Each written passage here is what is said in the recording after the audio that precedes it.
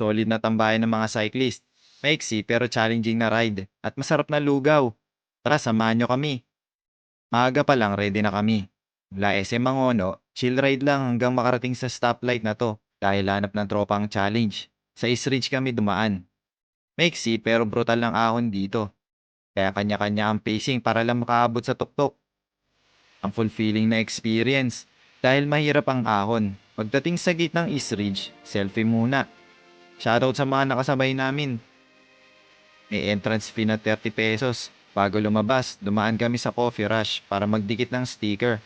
Isang cycling tradition na ginagawa ng karamihan. Sarap dumaan dito. Malawak ang kalsada, maraming puno at presko ang hangin. Nakaka-relax ang mga lusong at may tunnel din na parang cavyang. May ahon bago lumabas ng East Ridge kaya diretso lang dahil walang nagpapatinag sa amin. Pagkatapos ay binaybay na namin ang mahabang parang hanggang Inares. Tapos diretso na papuntang Taktak Food Park. Dito kami laging tumatambay sa Mars Maris Lugawan. Pagpasok pa lang, babait na ng mga nagtitinda. Ang welcoming ng vibes. Favorite ko dito yung lugaw overload. Madaming sahog, sulit pang recover sa ride. Habang kumakain, kwentuhan, kamustahan at ride plans na agad ang usapan.